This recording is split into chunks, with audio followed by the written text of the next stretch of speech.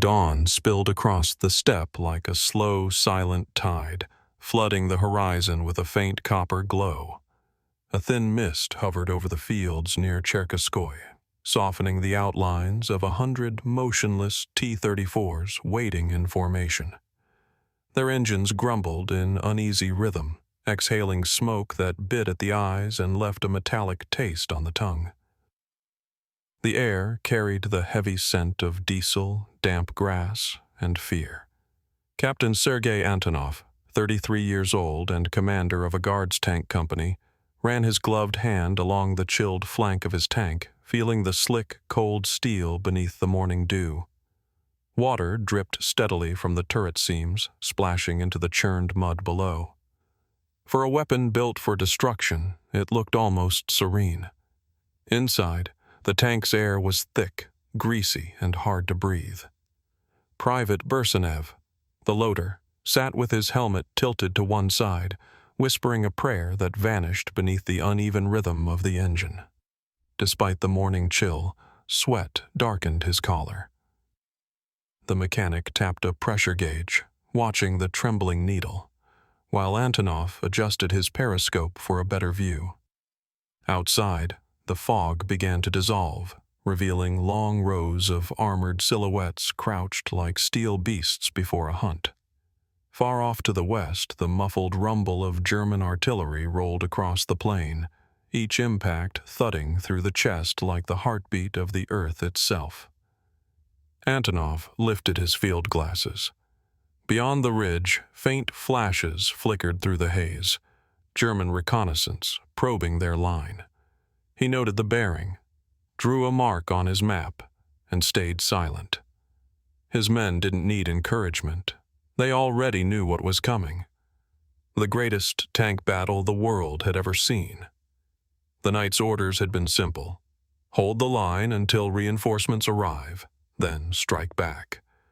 But every man in the company understood what that meant. Reinforcements almost never came on time. A runner stumbled up, caked in mud and gasping, a folded message in his hand. His lips were blue from the cold. He must have been running for miles.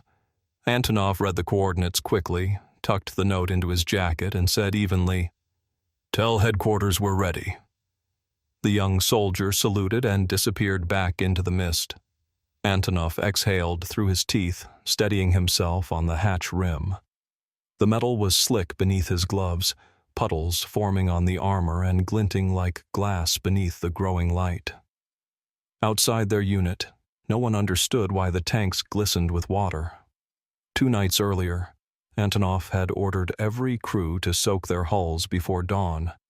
A strange ritual whispered about across the company. Some thought it was superstition. Others claimed it was to keep dust from rising. Only a few men knew the truth, that the water could mean the difference between burning alive and surviving. None questioned it. Anything was better than sitting helpless in a steel coffin waiting to ignite. From the east came a low, steady hum that swelled into a growl. Then the scout's warning cracked through the radio, German panzers advancing, marked with the black crosses of the SS. One by one, the T-34 engines thundered to full power, a wall of sound shaking the steppe. The ground vibrated under their treads. Antonov climbed halfway out of the turret, scanning the distance once more. Black smoke was already climbing into the sky. The first shell screamed overhead, splitting the air in a sharp, inhuman shriek. A heartbeat later, a column of dirt erupted behind the tanks. The next one struck closer. "Forward by platoons!" Antonov barked into the radio. Tracks clattered, mud fanned out, and the long line of Soviet armor surged ahead. The entire plain seemed to awaken, engines roaring, shells hammering, the metallic voice of war rising over everything. Antonov's pulse thundered in rhythm with the engines, not from fear, but from the weight of knowing that this day would decide everything. Steam hissed from his soaked armor as the sun climbed higher. Leaning into the turret, his voice stayed calm, steady, almost cold. "Prepare the water buckets," he said quietly. We'll be needing them soon. Engines roared, horizons burned, and the vast steppe swallowed the sound of men ready to fight fire with water. 2 weeks before the Battle of Kursk, the plains around Orel were littered with burned-out tank shells that still smoldered long after the fighting had stopped. The air there carried the stench of scorched paint and melted rubber.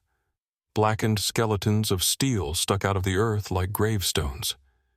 Soviet recovery crews moved quietly among them, pulling charred remains from shattered turrets where red stars had once gleamed, but were now reduced to ash. Reports arrived every hour. Crew lost. Fire after penetration. Fuel line rupture. Total burn. Each line of handwriting meant another crew wiped from existence. By early July, no commander could pretend that victory came without flames. The new German guns, the long 75mm on the Panthers and the deadly 88 from the Tigers, sliced through Soviet armor like paper. When a shell struck, fragments tore into the fuel system, turning the inside of a tank into a blazing furnace. Flames burst through every seam. In those brief seconds, there was no escape. Men clawed at hatches fused by heat while ammunition exploded behind them. Those who managed to crawl out rarely kept their skin. Survivors called their tanks grob dvizhenia, moving graves. Antonov had seen it himself that spring on the Bryansk front. A close friend from the academy, Lieutenant Dobrov, had been hit near Malor-Kangilsk. His T-34 took a single shot through the side plate. The explosion ruptured the fuel pump. The entire vehicle turned into an inferno within seconds, leaving nothing but a blackened crater. Antonov found what was left of him the following morning, a lump of charred metal fused to the commander's ring. That image stayed with him forever. From that day, the whine of any ricochet made his chest tighten. Factories in the east promised thicker armor, but the truth was harsh. Production quotas were already stretched to the breaking point, and engineers warned that redesigning even one component would halt output for months. Moscow wouldn't risk it. The orders remained unchanged. Quantity is armor. The crews took no comfort in those words. They began piling sandbags along the hulls, welding spare track links, and fastening logs to the sides, makeshift defenses born of desperation. None of it mattered once a shell ignited the fuel. The numbers spoke the same grim truth. In May alone, tank losses on the Central Front exceeded 1,400. Fewer than 1 in 5 crews survived internal fires. Field hospitals stopped requesting morphine. They asked for shovels instead. Even the training manuals avoided the subject of fire control, because once the blaze began, nothing could be done. Every tanker knew that surviving a hit was pure luck, not skill. Bureaucracy crushed every proposal for change. Commanders sent reports pleading for fireproof coatings, self-sealing lines, or automatic extinguishers. The answers came back stamped in red. Not feasible under current production. The Germans adapted faster. Their tanks carried halon extinguishers, while Soviet crews still relied on sand and prayer. Even the new T-34-76 lacked a proper fire suppression system. Inside the headquarters tents, the air was thick with the smell of ink, kerosene lamps, and hopelessness. Officers debated strategy while knowing full well that tactics weren't the problem. Survival was. The maps were filled with red rings marking burned-out sites, each circle a graveyard for men who never stood a chance. The front demanded solutions, but the factories stayed silent, and time was slipping away. Antonov read the reports by candlelight, following the endless lists marked "destroyed by fire." He could almost hear the screams buried within those cold, bureaucratic lines. He knew no order from above would save them. The war machine could replace tanks, but not the souls trapped inside them.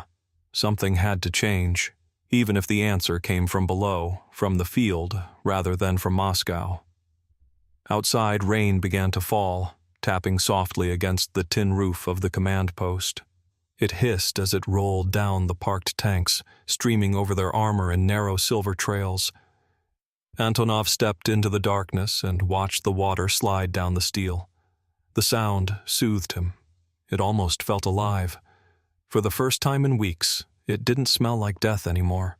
It smelled like hope. And in that quiet moment, a strange thought crossed his mind.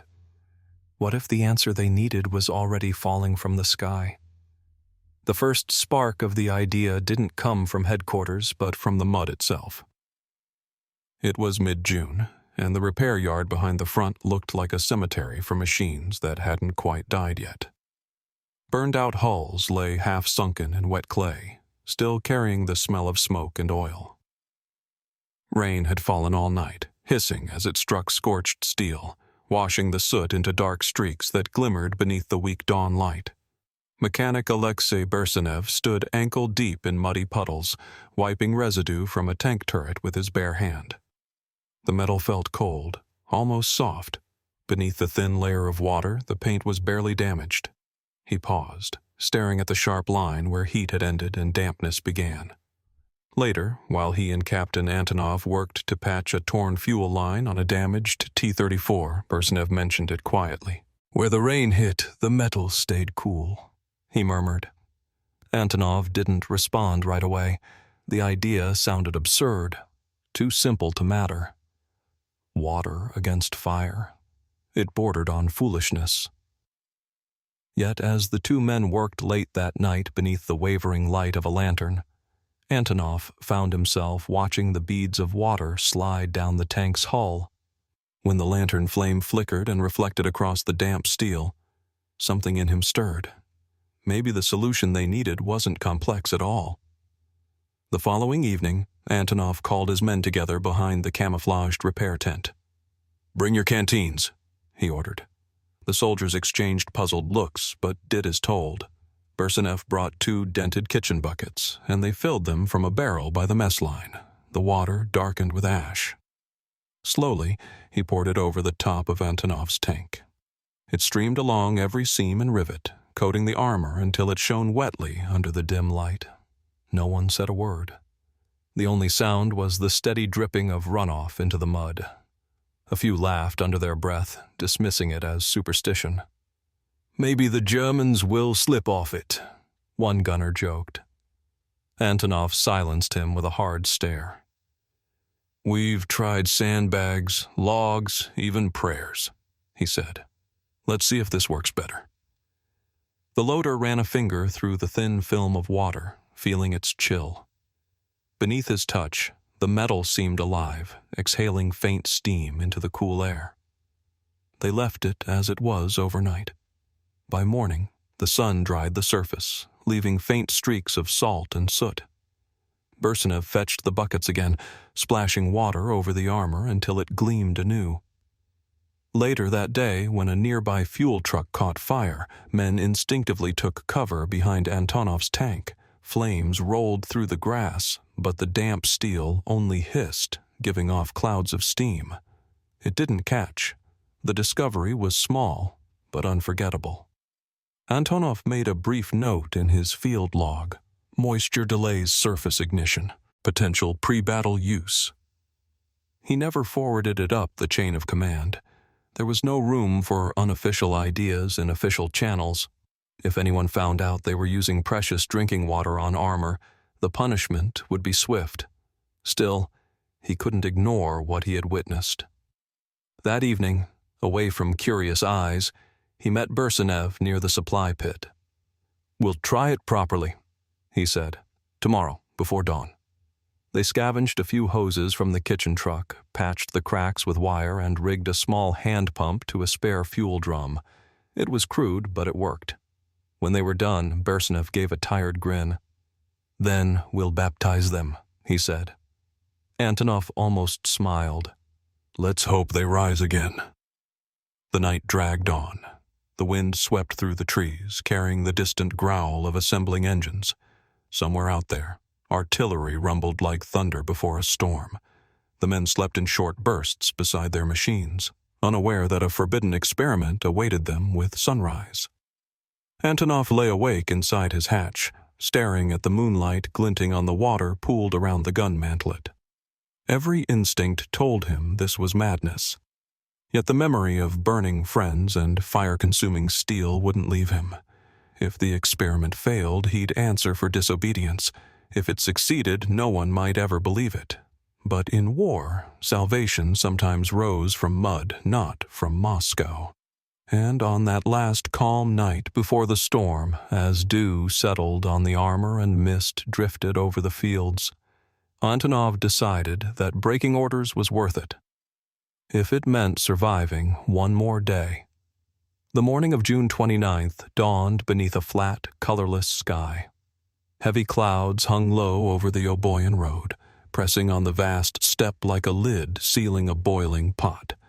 Mud clung to boots and treads alike, while the sharp scent of wet soil mixed with the bitter odor of fuel and oil. Antonov's company had just finished refueling when the first German aircraft appeared, a formation of Stukas diving from the clouds, their sirens wailing like demons tearing through the air.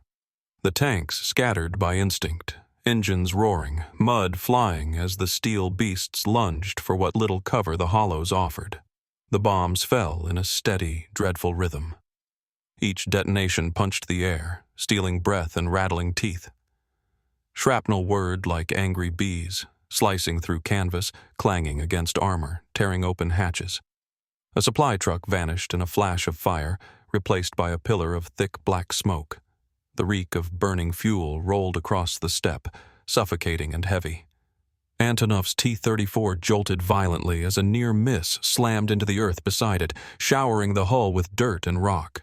The impact rang through the steel like a hammer striking a bell. Inside, the crew ducked on instinct, their ears ringing, hearts racing in the stifling dark. Bersenev's voice broke through the static, half panic, half disbelief. "We're hit!" Antonov checked the gauges. Pressure stable, no fire. His gloved hand brushed the turret wall. The metal felt scorching hot, but it wasn't glowing red. Thin wisps of steam curled off the outer armor, ghostly in the dim light. Outside, the water they'd poured that morning was boiling away, wrapping the tank in a white haze. The armor steamed like breath in winter, and where droplets vanished, new rivulets trickled down from the seams above. Through the periscope, Antonov saw flames racing through the grass, creeping nearer, but when they reached the damp hull, they recoiled, unable to grip. The sound it made was strange, a low, continuous hiss, like an animal warning its attacker. Two nearby tanks weren't as fortunate. One took a fragment through its fuel line. In seconds, its turret erupted in a blast of orange fire. The explosion hurled a loader clear, his uniform ablaze as he hit the mud. Another tank slid into a ditch and disappeared beneath a choking cloud of smoke. The screams that followed carried across the plain before fading into silence. Antonov clenched his jaw and fixed his eyes on the ridge, refusing to look back. When the air raid ended, the field resembled a graveyard of craters and wreckage. Heat shimmered over the ground, and the earth was scattered with torn helmets, broken tools, and melted tracks. Yet Antonov's tank still stood. Its armor was scorched but solid. Water streaks cut pale lines through the soot like veins of silver. Bersenev climbed out, coughing hard, eyes wide in disbelief. He ran a trembling hand along the side plate, leaving a green line where ash came off. "It held, Captain," he said softly. "The damn thing held." The rest of the crew emerged slowly, faces gray with dust and smoke. Steam drifted from every seam and edge, curling upward into the dull air. Around them, the world smelled of death, oil, and damp steel. Antonov crouched beside the hull, pressing his palm to it. Warm, but not burning. He glanced around. The few surviving tanks still moving were the ones they'd soaked before the battle. The dry ones were gone. That night, as the company regrouped behind the lines, the rumor spread faster than any official order. Crews filled buckets, helmets, even their canteens, splashing water over their tanks until puddles pooled beneath the treads. Men who had laughed that morning now argued over the last barrels. No one cared whether it was science or luck.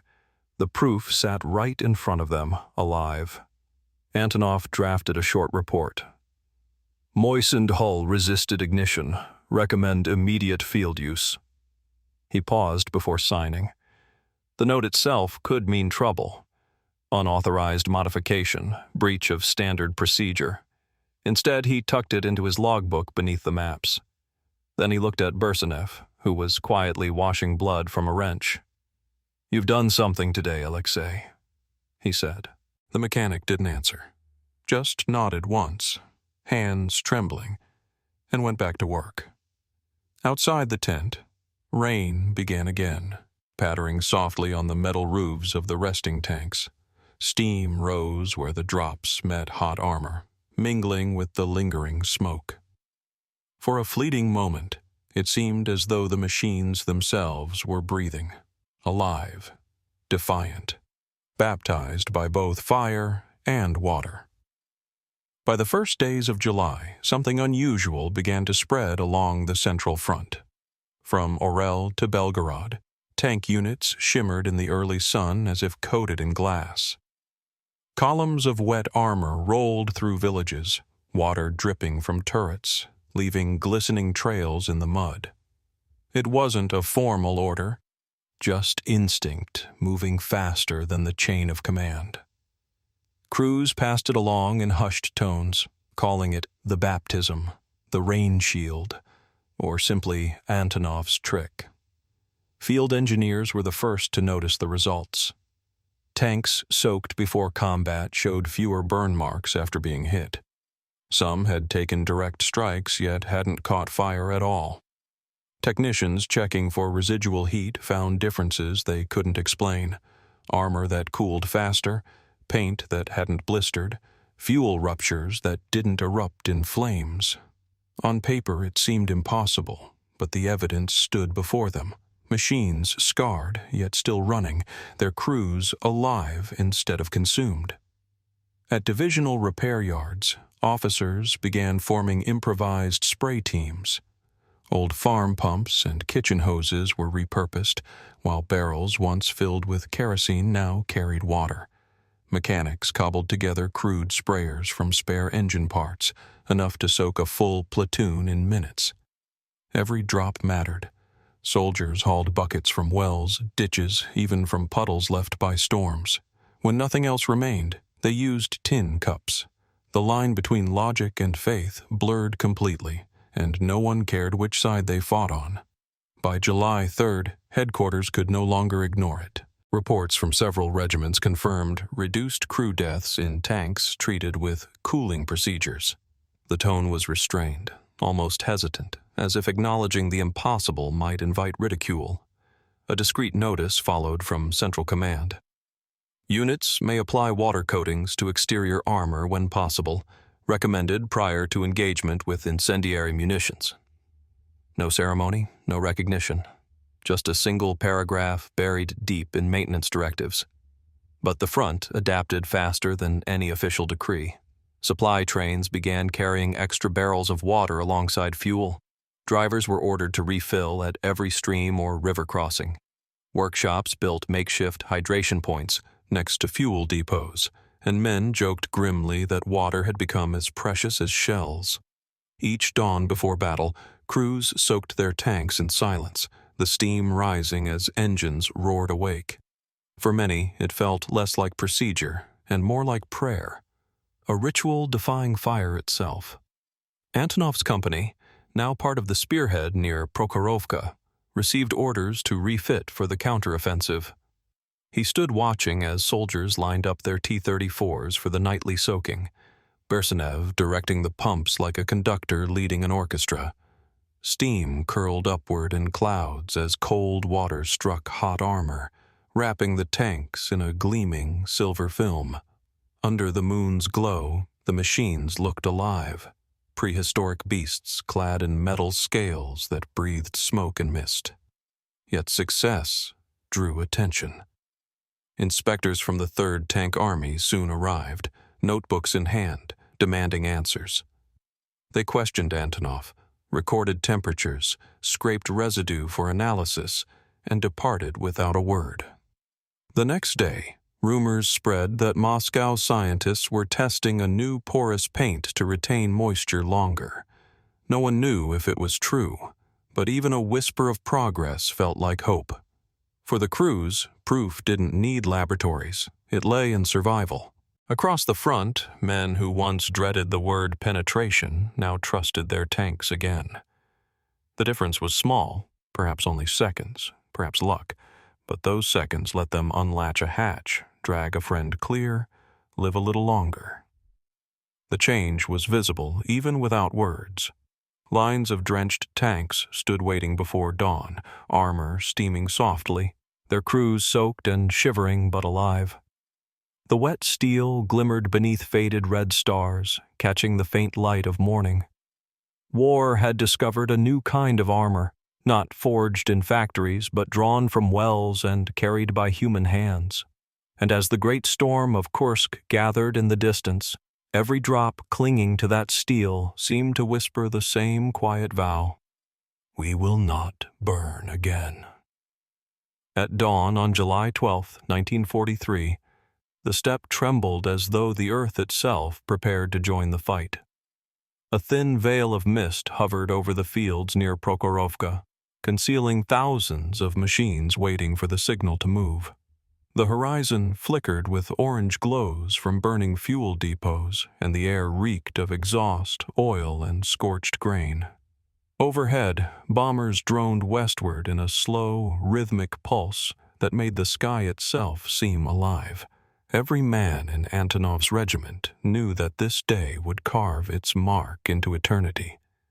Inside his T-34, the air throbbed with the vibration of the V2 diesel engine. Despite the morning chill, sweat trickled down Antonov's neck.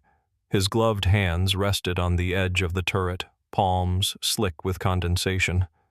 Outside, the armor shimmered under a new coat of water, streaming from every rivet and seam. Minutes earlier, Bersenev had ordered the crew to soak the hull completely. Buckets, canteens, even cooking pots were emptied over the steel. The tank exhaled faint wisps of steam, ghost-like under the gray dawn. At 05:30, the artillery barrage began. 1,000 Soviet guns roared in unison, shaking the heavens with rolling thunder. The ground pulsed beneath them as each detonation sent waves through the soil.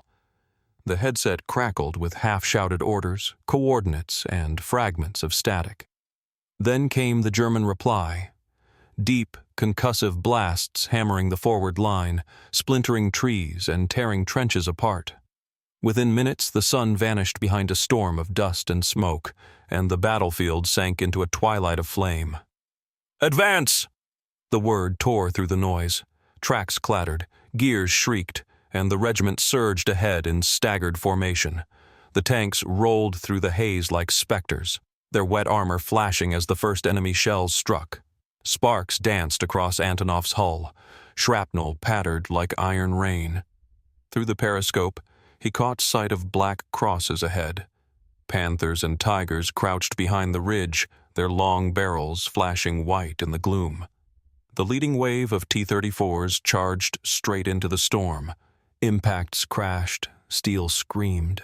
Some tanks vanished in fireballs, others staggered forward, crippled but fighting. Antonov's machine took a glancing blow near the driver's hatch, throwing him against the turret ring. The hull groaned, paint blistered, yet no fire came. Water hissed from the armor plates, vanishing in a cloud of steam that swallowed the tank in a white veil. For a moment, they were ghosts.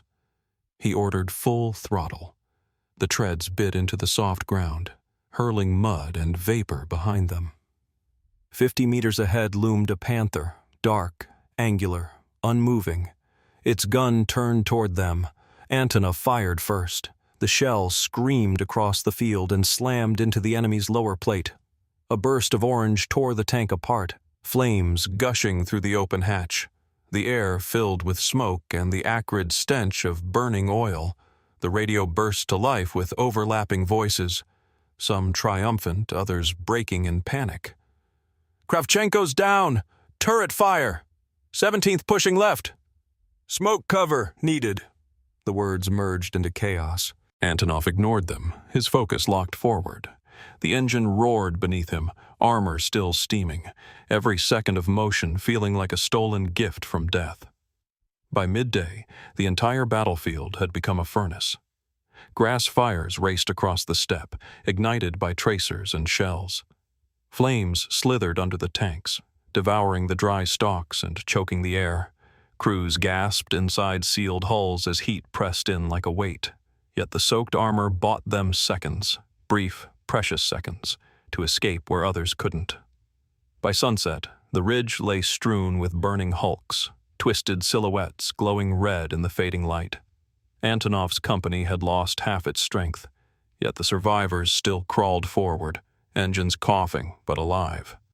His tank rumbled through smoking craters, steam drifting from every seam like breath after a long cry. Bersenev sat wordless at his station, face blackened with soot, eyes hollow. In the distance, German radio traffic faded into static. The counterattack had failed. Smoke veiled the horizon, but through it, Soviet banners rippled in the evening wind. The impossible had happened. The panzers were falling back. Antonov climbed halfway out of the hatch, staring across the burning steppe. Rain began to fall again, sizzling as it struck the hot armor, wrapping the machine in a living mist of steam. He listened to the soft rhythm of drops hitting steel and realized the line had held. The tank was still alive. His crew was still breathing. The steppe still belonged to them. But the victory weighed heavy, measured not in triumph, but in the silence of those who never came back. The battlefield after Kursk looked less like a victory and more like a graveyard made of steel. Smoke clung close to the ground, drifting between blackened wrecks that still hissed with trapped steam. The stench of diesel, mud, and burned cordite hung thick in the air, a smell no wind could carry away.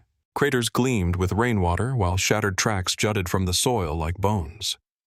For every tank still standing, 5 more lay silent, their armor twisted into unrecognizable forms.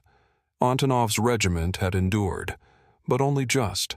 Of 42 tanks, barely 16 could still move. Mechanics wandered among the wreckage like ghosts, marking usable parts with white chalk. The wounded groaned in the background, their cries mingling with the creak of cranes lifting ruined hulls. No cheers followed, no sense of triumph, only exhaustion. Those who had survived moved as if burdened by the weight of those who hadn't. Bersenev sat beside their tank, smoking in silence. His hands were blistered raw from days of touching searing steel and scalding water. His sleeves were crusted with soot and oil. When Antonov joined him, neither spoke. Rain tapped softly against the armor that had kept them alive, tracing dark lines through the mud that clung to it. Thin wisps of steam still rose from the hull, steady and slow, as though the machine itself was breathing, tired but alive. Reports soon arrived from other sectors, all telling the same story. Tanks doused before combat suffered far fewer fires. Entire crews had escaped vehicles that should have burned to ash. Engineers recorded temperature drops of over 100 degrees on soaked armor. Field medics confirmed fewer cases of lung burns and smoke injuries. The figures all whispered the same undeniable truth. Something simple had spared thousands of lives. Yet no medals came. Headquarters cataloged it as a temporary hydration method, a dull, bureaucratic term that erased the men behind it. The idea was too irregular, too unofficial. Command feared it might suggest flaws in Soviet engineering. The documentation was buried beneath maintenance summaries and production reports. Antonov's and Bersenev's names never appeared. Their work survived only in rumors and brief mentions among crews who knew they owed their lives to that thin film of water. That night, Antonov wrote in his logbook by the dim glow of a lantern, his hand unsteady from fatigue. "Not armor, not tactics. Water saved us. Simple, forbidden, but it worked. Let history decide its worth. He closed the book and listened to the rain drumming against the tent canvas. It sounded like faint applause, distant and tired, offered by a sky that had seen too much death. Within weeks, the regiment received new machines. The men painted fresh numbers on their turrets, cleaned their guns, and readied themselves to move west once more. Before departing, Antonov stood before his old T-34, its armor warped, tracks broken, engine lifeless. He filled one last bucket from a puddle and poured it slowly over the hull. The water trickled through bullet holes, sizzling faintly as it touched the lingering heat. Bersenev joined him quietly. The two men watched the steam curl upward into the gray morning air. Around them, engines began to rumble, drowning the wind. Antonov placed a hand on the scarred steel and whispered, "Spasibo, comrade." Then he climbed into his new tank and rolled forward, leaving the old one glistening beneath the rain. Behind them, the steppe fell silent again. Only the soft dripping of water echoed across the wreckage, marking the border between those who had burned and those who had learned not to. And in that silence, history shifted, quietly, without witnesses, carried not by orders, but by the memory of men who had dared to pour water on fire and lived to tell no one. Years went by, yet the memory of that summer never truly faded. The men who had fought at Kursk carried its fire in their lungs and its smoke in their dreams. Some returned to farms where nothing grew anymore, others to cities still blackened by air raids. Antonov came back thinner, older, his hair already gray before he turned 40. He never spoke of his discovery. During official debriefings, he only repeated what the report said. Hydration procedure, temporary measure. There was no point in saying more. The war had ended, but silence still commanded everything. Still, the story would not disappear. Mechanics who had survived the steppe passed it down to new recruits like a whispered prayer. They shared it not as a theory, but as proof that sometimes miracles rose from mud and buckets. In the tank schools of Nizhny Tagil and Omsk, instructors quietly demonstrated the trick to cadets, soaking old T-34 hulls before ignition tests. The students laughed at first, until they saw it work. The wet plates smoked but didn't burn. The idea spread again, not through orders, but through belief. In 1947, a group of engineers reviewing Kursk archives stumbled upon the forgotten cooling reports. They were stunned by the findings. Experiments confirmed that even a thin layer of moisture could absorb enough heat to delay ignition for several seconds. And those seconds meant survival. Soon they began creating experimental fire-resistant coatings, blending boric acid and glycol into paints. From these crude beginnings came the first internal foam extinguishers fitted to post-war T-series tanks. What had begun as superstition had quietly become science. Meanwhile, Antonov worked modestly at a tank depot near Kharkov. His uniform was faded, his decorations few, yet every mechanic there respected him as a man who had seen everything and somehow endured. In the evenings, he often walked among the parked tanks, tracing his fingers over the cold hulls. The smell of rain, oil, and rust pulled him back to the war. Flashes of fire, the hiss of steam, voices shouting through static. He never spoke of the thousands saved, never claimed credit. For him, survival itself was victory enough. One autumn evening, a letter arrived from a research officer in Moscow. It thanked him for his contribution to frontline survivability and applied combat endurance, citing a single figure: an estimated 2,400 lives preserved through use of hydration method. There was no medal enclosed, no public mention. Yet Antonov read the letter twice, folded it neatly, and placed it inside his diary beside the note he'd written in 1943. Then he closed the book for good. Decades later, curators restoring wartime vehicles at the Kubinka Museum found faint markings inside a turret hatch. S. Antonov, July 1943. Beneath the letters, a subtle discoloration in the steel revealed traces of evaporated minerals, evidence that water had once pooled there. Visitors pass that exhibit now without knowing the story.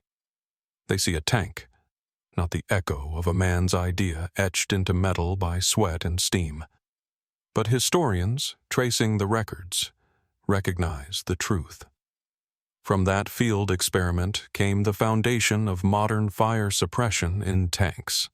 Today, in every armored vehicle, Russian, American, or German, a hidden system waits behind the panels, ready to flood the compartment with vapor or foam.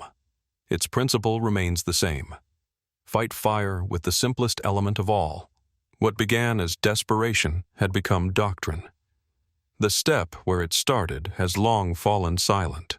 Wildflowers now cover the ground where tanks once burned. When rain falls, it seeps through the same soil that once drank the blood of men who refused to surrender to flame. And somewhere beneath that vast sky, if one listens closely, the land still murmurs their defiance, soft, steady, and endless, like the rain that once saved them.